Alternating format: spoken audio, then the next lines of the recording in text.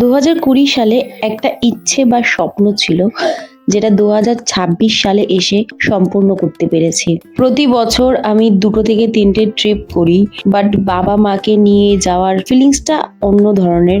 সত্যি বলতে আমি প্ল্যানটা করেছিলাম ফেব্রুয়ারি মাসে, কাউকেই জানতে দিইনি যে আমার মনে কি চলছিল। আমি বোনকে জাস্ট অ্যালার্ট করেছিলাম যে এইরকম প্ল্যান একটা করছি, তুই কি যাবি বা তুই কি সাথে আছিস?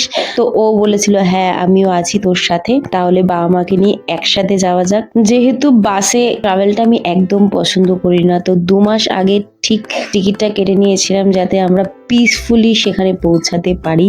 বাই দ্য ওয়ে, আমাদের ট্রেনটা ছিল শিয়ালদা থেকে উত্তরবঙ্গ এক্সপ্রেস, 7টা 40-এ ছেড়েছিল এবং একদম কারেক্ট টাইমে আমাদের নর্থ বেঙ্গল পৌঁছে দিয়েছিল। আর সকালে এই চা বাগানের দৃশ্য দেখতে দেখতে যাওয়ার যে কি মজা, যারা গেছো তারা অবশ্যই জানবে।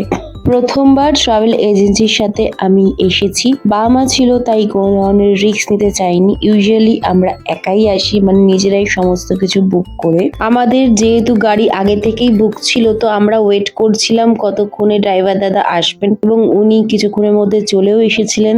শিলিগুড়ি শহর ছাড়তেই এই যে মন ভোলানো দৃশ্য, এটা যে এতটা মনকে প্রশান্তি প্রদান করে, সেটা যারা গেছো অবশ্যই জেনে থাকবে। তো চলে এসেছি আমাদের প্রথম স্পট, রোহিণী মন্দির।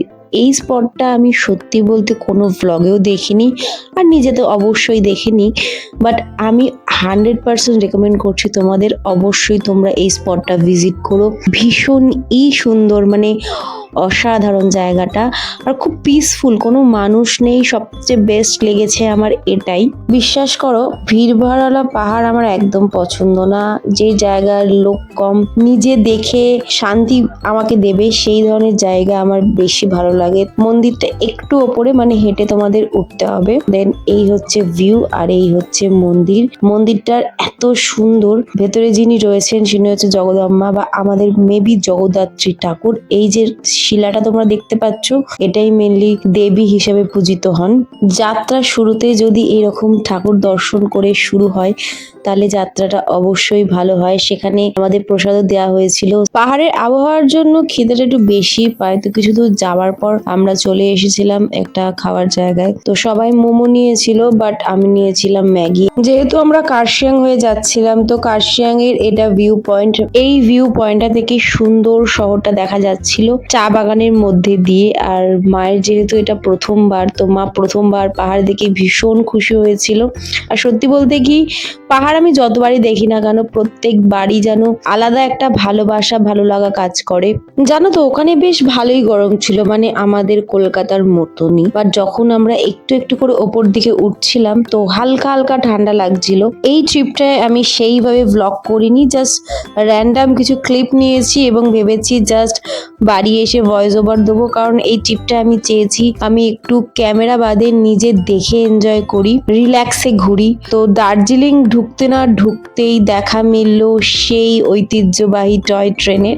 বছরের যে সময় তুমি দার্জিলিং আসো না কেন, দার্জিলিং এর ভিড়, জ্যাম, ট্রাফিক কখনোই শেষ হবে না। আমি এই নিয়ে 3rd টাইম দার্জিলিং এলাম, বাট সত্যি বলতে কি টয় ট্রেনের চাপার সৌভাগ্যটা এখনো হয়নি। যদি নেক্সট টাইম কোনোদিনও যাই তো অবশ্যই চেষ্টা করব। তোমরা যারা যারা করেছো অবশ্যই কমেন্টে লিখে জানিও।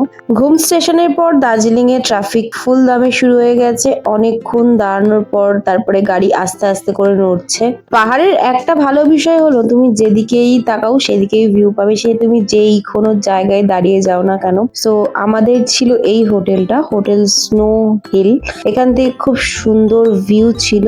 আর আমাদের রুম দিয়েছিল 3খানা, যেটা 2টো ভিউ রুম ছিল আর একটা নন ভিউ রুম ছিল। তো ভিউ রুম দুটো একটা বোন এবং একটা মা বাবা নিয়েছিল, আর আমরা নন ভিউ রুমে ছিলাম। তো ভিউ রুম থেকে খুব সুন্দর কাঞ্চনজঙ্ঘা ভিউ ছিল, বাট যেদিনকে আমরা গেছি সেদিনকে বেশ ক্লাউডি হওয়ার দরুন কাঞ্চনজঙ্ঘা ভিউটা আমরা পাইনি। কার্শিয়াং হয়ে আসার দরুন দুপুর দুপুর হয়ে গিয়েছিল এবং আমাদের খিদেটাও অতিরিক্ত পেয়েছিল। সো আমরা যেতে না যেতেই একটু একটু ফ্রেশন আপ হই খেতে চলে গিয়েছিলাম। আর এই হচ্ছে আমাদের হোটেলের সামনে থেকে ভিউ, খুবই সুন্দর ছিল। হোটেলটা ম্যাল রোড থেকে পায়ে হেঁটে 800 মিটার, মানে ওই 20 মিনিট মতন আমাদের লাগবে। রেস্টুরেন্টটা বাঙালি হওয়ার দরুন আমরা প্রত্যেক বেলা বাঙালি খাবার পেয়েছি এবং যেই খাবারগুলো ছিল প্রচন্ড সুস্বাদু।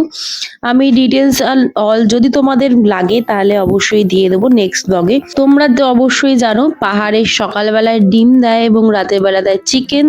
সো এত বেশি খিদে পেয়ে গিয়েছিল যে আমরা খাবারের ওপর ঝাঁপিয়ে পড়েছিলাম। ট্রেনে আমার তো বিশেষত একদমই ঘুম হয় না, ট্রেন বা বাস, তো আমি একটু রেস্ট নিয়েছিলাম। বিকেলবেলা উঠে চলে এসেছিলাম ব্যালকনিতে। ব্যালকনি থেকে তোমাদের ভিউ দেখানোর চেষ্টা করছি। তো সন্ধ্যেবেলা একটু রেডি হয়ে চলে এসেছি মল রোডে। মল রোড তো দার্জিলিং এর মেন অ্যাট্রাকশন। এটা এমন একটা জায়গা, এটা কোনো সময় তোমরা ফাঁকা পাবে না, সারাক্ষণ কালো কালো মাথাই তোমরা দেখতে পাবে। তো আমরা কেভেন্টার্স এর দিক দিয়ে এন্টার করছিলাম, অ্যাকচুয়ালি এই দিকটাই ছিল আমাদের হোটেলটা। অনেকদিন পর আমি একটা লং ফরম্যাটে ভিডিও বানিয়েছি, তো ভয়েস ওভার দিচ্ছি। তোমাদের ভিডিওটা কেমন লেগেছে কমেন্টে লিখে জানিও। দার্জিলিং রিলেটেড, হোটেল রিলেটেড বা যেই ট্রাভেল গ্রুপের সাথে বা এজেন্সির সাথে আমি এসেছি সেটা রিলেটেড যদি কোনো ধরনের ইনফরমেশন তোমাদের লাগে তো অবশ্যই আমাকে কমেন্টে লিখে জানাতে ভুলো না, আমি অবশ্যই সেটা প্রোভাইড করে দেবো। তো হোপের সামনে জেনারেলি প্রচন্ড বেশি ভিড় হয়, আর সেই দিনে ভিড়টা অতিরিক্ত ছিল। সবাই ওখানে ফটো দেওয়ার জন্য লিটারালি 1 থেকে 1.5 ঘন্টা লাইনে দাঁড়িয়েছিল যে কখন তাদের টার্ন আসবে। আর আমার এখানে ফটো তোলার কোনোদিনও ইচ্ছা হয়নি, যেখানে ভিড় সেখান থেকে আমি শত হস্ত দূরে। তো ম্যাল রোডটা দেখাচ্ছিলাম। জানো তো এখানে যে মার্কেটগুলো ছিল, মানে দুই ধারে যে মার্কেটগুলো ছিল সেই মার্কেটগুলো সরিয়ে এখন অন্যদিকে মানে ম্যাল থেকে বেরিয়ে করে দিয়েছে। তো বেশ ঠান্ডা ঠান্ডা লাগছিল, তো আমরা ভাবলাম একটু চা খাওয়া যাক। তো চা নেওয়া হয়েছিল নর্মাল দার্জিলিং টি, দুজন নিয়েছিল আর আমরা সবাই বাদ বাকি নিয়েছিলাম মিল্ক টি। ঠান্ডা ওয়েদারে চা খাওয়ার মজাটাই আলাদা।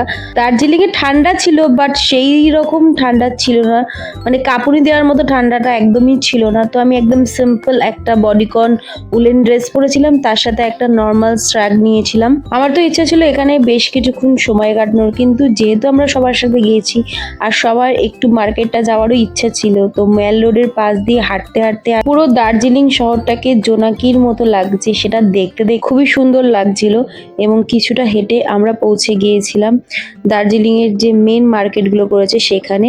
সমস্ত ধরনের মার্কেটগুলো একটা ছাদের তলায় আনা হয়েছে, এটা বেশ ভালো একটা ইনিশিয়েটিভ লাগলো আমার কাছে।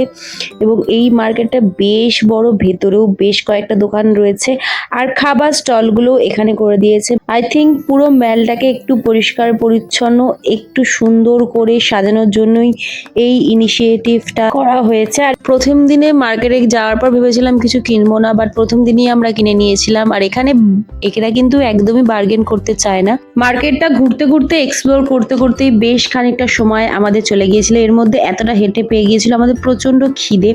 আর এখানে জিনিসগুলি মোটামুটি ঠিকঠাক রেঞ্জেই ছিল, তোমরা যদি চাও তো অবশ্যই বার্গেন করতে পারো। যাই হোক, মোটামুটি কিছু কিনে তারপরে চলে গিয়েছিলাম আমরা খাওয়ার ওখানে।